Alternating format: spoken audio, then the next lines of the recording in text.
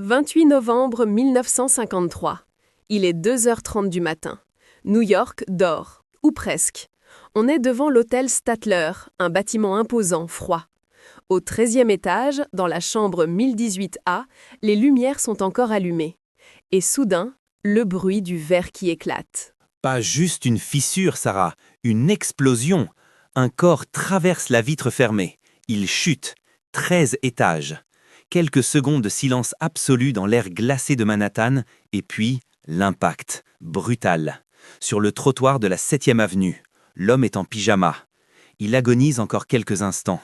Il essaie de murmurer quelque chose, mais c'est fini. Cet homme, c'est Frank Olson. Officiellement, un scientifique de l'armée, un expert en guerre biologique, dépressif, qui a sauté. Suicide. Affaire classée. Circuler, y a rien à voir. Sauf que c'est faux. C'est totalement faux. Ce qu'on voit sur ce trottoir, ce n'est pas un suicide. C'est la première victime visible d'un des programmes les plus terrifiants, les plus illégaux et les plus immoraux de l'histoire des États-Unis. Ce soir-là, Frank Olson n'a pas sauté, il a été poussé. Peut-être pas par des mains physiques, mais par une substance qui lui a littéralement hacké le cerveau 9 jours plus tôt. Bienvenue dans les tréfonds de la psyché américaine. Aujourd'hui, on ouvre le dossier MKUltra. Et accrochez-vous, parce que ce qu'on va raconter, Thomas, ça dépasse n'importe quel scénario de science-fiction. Alors Thomas, avant de parler des expériences horribles, il faut qu'on comprenne qui tire les ficelles. Qui est l'architecte de ce cauchemar? Il faut imaginer un homme qui ne ressemble pas du tout à James Bond. Il s'appelle Sidney Gottlieb. On le surnomme le sorcier noir de la CIA. C'est un personnage fascinant et repoussant. Il boite légèrement, il est bègue quand il est stressé, il vit dans une cabane sans eau courante, il élève des chèvres et il boit du lait caillé. Un hippie avant l'heure en quelque sorte. Un hippie qui dirige le département des services techniques de la CIA. C'est paradoxal, non? C'est ça le génie du mal. Gottlieb est un chimiste brillant. Et au début des années 50, la CIA est paranoïaque. Ils sont persuadés que les Soviétiques et les Chinois ont trouvé une drogue de vérité. Ils ont vu les procès de Moscou, ils ont vu les prisonniers américains en Corée qui avouaient des crimes imaginaires avec un regard vide. Le fameux lavage de cerveau, le candidat Manchou. Exactement. Alors la CIA se dit, si eux peuvent le faire, nous devons le faire mieux. En avril 1953, Allen Dulles, le directeur de la CIA, donne carte blanche à Gottlieb. Le projet MKUltra est né. M pour le code de la division technique, Ultra pour le niveau de classification suprême. Le but, contrôler l'esprit humain. Rien que ça. Et pour ça, Gottlieb a une arme de prédilection. Une molécule qu'on connaît bien aujourd'hui, mais qui était totalement obscure à l'époque. Le LSD, l'acide lysergique diéthylamide. Pour Gottlieb, c'est le Saint Graal. Il pense que le LSD peut tout faire, briser la volonté d'un espion ennemi, faire oublier une mission à un agent ou même programmer quelqu'un pour tuer contre son gré. Revenons à Frank Olson, notre homme du début. Quel est le lien avec Gottlieb? C'est là que ça devient tragique. Olson travaillait avec Gottlieb, ils étaient collègues. 9 jours avant sa mort, ils sont dans un chalet à Deep Creek Lake pour une retraite de travail. Gottlieb décide de faire une expérience sur ses propres hommes, sans les prévenir. Il les a drogués à leur insu? Oui. Après le dîner, Gottlieb verse une dose massive de LSD dans une bouteille de Cointreau. Il serre les verres, Olson boit. 20 minutes plus tard, la pièce commence à fondre. Olson panique, il n'a jamais pris de drogue de sa vie. Il plonge dans une psychose paranoïaque dont il ne sortira jamais. Gottlieb le regarde, prend des notes. Pour lui, Olson n'est plus un collègue, c'est un cobaye. C'est monstrueux. Mais Olson n'était que le début, n'est-ce pas? Gottlieb ne s'est pas arrêté à ses collègues. Il a visé tout le monde. Tout le monde. C'est là qu'on entre dans la phase la plus sombre, Sarah. Gottlieb voulait voir comment le LSD agissait dans la vraie vie, pas dans un labo.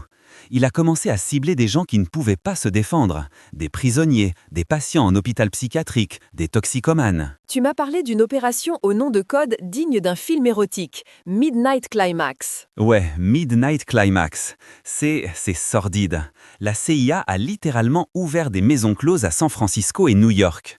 Ils ont embauché des prostituées, leur mission, ramener des clients, des hommes lambda, dans ces appartements piégés. Piégé comment? Les murs étaient truffés de micros.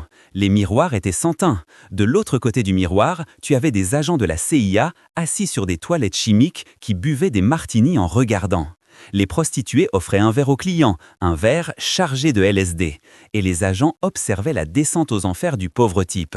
Attends, donc t'as des citoyens américains qui viennent juste passer du bon temps et qui se retrouvent à halluciner des monstres pendant que des espions prennent des notes derrière le mur. C'est exactement ça.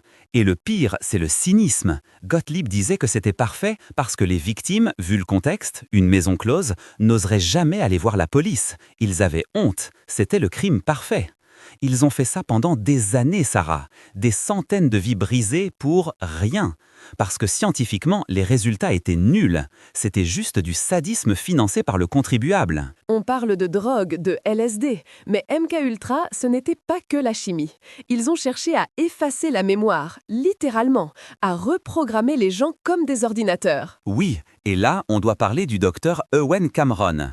Si Gottlieb est le sorcier noir, Cameron est le boucher.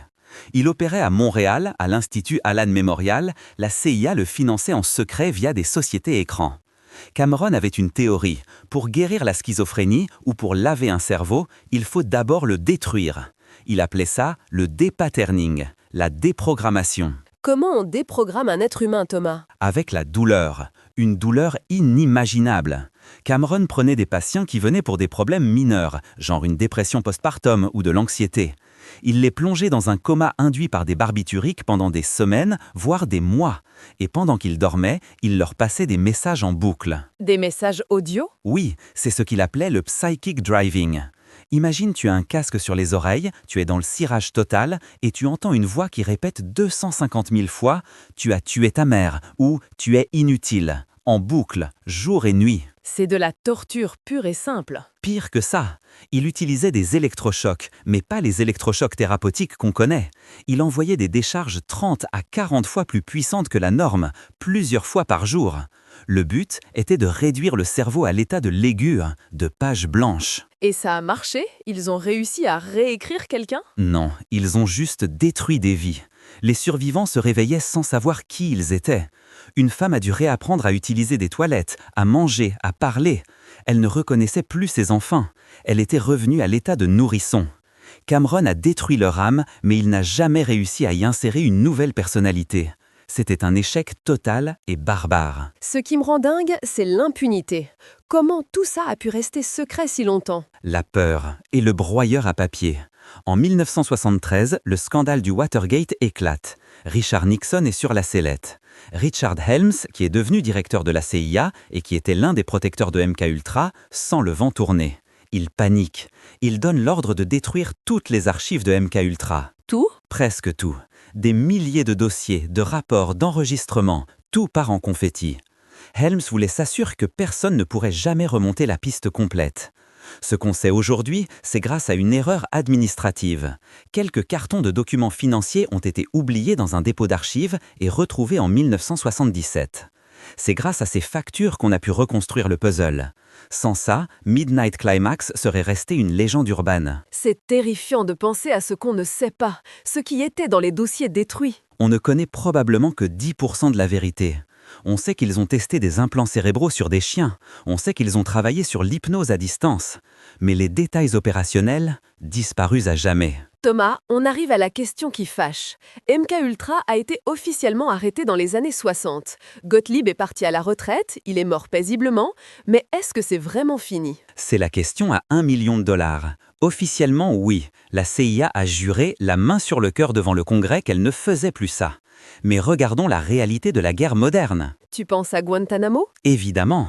Regarde les techniques d'interrogatoire renforcées post-11 septembre, la privation sensorielle, l'utilisation de bruit blanc ou de musique heavy metal à fond pendant 48 heures pour briser le détenu, l'isolement total, la manipulation des cycles de sommeil. C'est du psychic driving moderne. C'est l'héritage direct des travaux de Cameron et Gottlieb. On a juste changé des noms. On dit plus contrôle mental, on dit opération psychologique ou psyops. Et la technologie a évolué. On n'a plus besoin de LSD pour altérer la perception de la réalité. Exactement. Aujourd'hui, pourquoi s'embêter à droguer un individu quand tu peux hacker la perception de millions de personnes via leurs écrans? Regarde le scandale Cambridge Analytica. On utilise des données pour cibler les peurs, les névroses des gens pour modifier leur comportement de vote. C'est du MKUltra à l'échelle industrielle et numérique. Il y a aussi ces histoires étranges, le syndrome de la Havane. Ah, ça c'est le retour du refoulé. Des diplomates américains à Cuba puis en Chine qui entendent des sons stridents et qui se retrouvent avec des lésions cérébrales, des vertiges, des pertes de mémoire. La CIA a longtemps nié, puis enquêté. Certains parlent d'armes à micro-ondes, d'armes soniques. Si ça existe, si on peut cibler le cerveau de quelqu'un à distance avec une onde invisible pour le rendre malade, alors le rêve de Gottlieb est devenu réalité. Le cerveau reste le champ de bataille ultime. C'est la dernière frontière. Au fond, MKUltra nous a appris une chose terrible. Le gouvernement, ou du moins une partie de l'appareil d'État, considère que l'esprit du citoyen est un territoire comme un autre. Un territoire qu'on peut envahir, occuper et manipuler pour la sécurité nationale. Frank Olson est mort parce qu'il a vu ce territoire être violé. Et sa mort a été le premier craquement dans le mur du silence. Et tu sais ce qui est le plus triste, Sarah? En 1994, la famille Olson a fait exhumer le corps de Frank pour une nouvelle autopsie. Ils ont trouvé une fracture sur son crâne, une fracture qui datait d'avant l'impact au sol. Quelqu'un l'avait frappé dans cette chambre d'hôtel. Le suicide n'a jamais existé. Le projet MKUltra a commencé par un meurtre et il a continué par la torture. Merci Thomas. Ça fait froid dans le dos, mais il faut regarder ces ténèbres en face. Toujours, sinon elles reviennent. C'était Podcaster Pro. Restez vigilants. Et méfiez-vous si quelqu'un vous offre un verre de Cointreau avec un sourire un peu trop insistant. À la prochaine!